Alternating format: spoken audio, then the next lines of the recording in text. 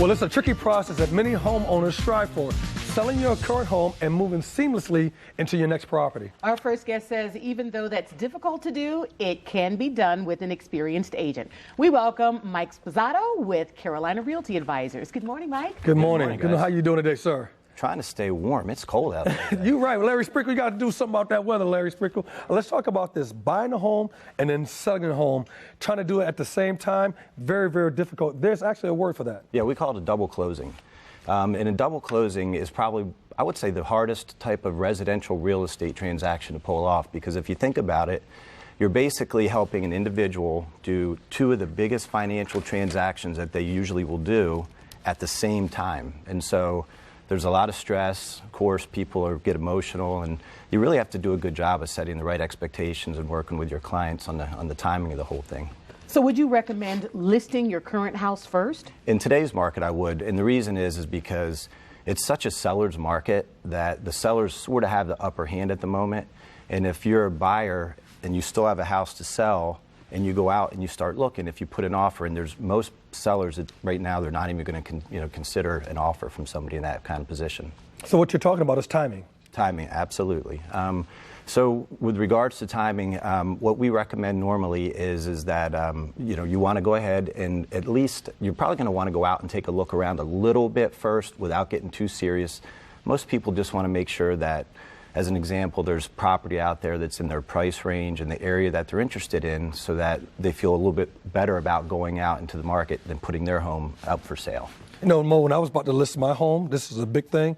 The inspections and all this stuff, and knowing what's going to happen to the home and trying to make sure you dot the I's and cross the T's, the contract issues that come up. There's a whole bunch of stuff that kind of really enemies to you selling your home, if you will. Yeah, and so when I'm your listing agent and I'm helping you with the sales side of your property, it's my job to really manage the other side, manage the buyer, make sure they're doing things like, come to us with a pre-approved offer, make sure that they're doing the inspections on time and giving us any type of repair agreement or repair request that they'd like.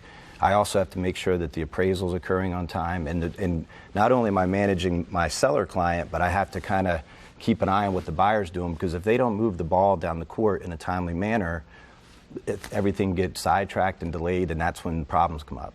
Now, once your home is listed and showing, is that when you start looking for a new home for yourself? Yeah, well, that's what I would recommend, is once we get your home on the market, we start to get a little bit of traction, that's when you want to get a little bit more serious about it, because you have to have your contingency plan lined up.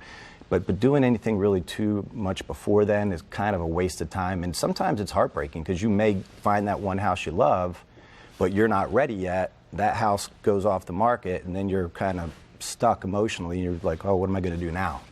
So what do you suggest? Do I suggest using the same agent, same everything to do both transactions, from agent to closing agent, everything? I'm an attorney. Well, I highly recommend using the same realtor, because if you think about it, if I'm helping you sell your home and I know all the different dates and all the things that are important to you on the sale of your home, gotcha, it's going to kind of parlay into the purchase. Because if you have two different agents, sometimes agents don't get along, or sometimes somebody's on vacation or something happens, and if communication breaks down, unfortunately, I've seen it, not personally, but I've heard where people have gone, sold their home, turned around and tried to buy their home that next day or the same day, and they couldn't for whatever the reason is. Either the loan didn't close or there was an error, and next thing you know, they're in a hotel for a night, a weekend, a week, or maybe even longer with all their stuff sitting in a truck. Yikes. Now, what about the closing attorney? You say use the same realtor, but do you use the same closing attorney for the sale and the purchase? Assuming that you have a good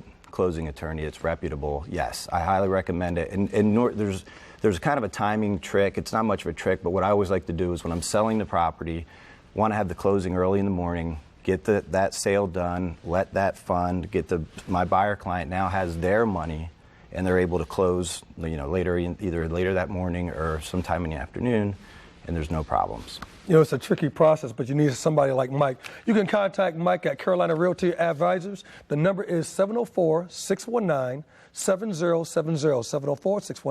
704-619-7070, or visit homelistingsincharlotte.com.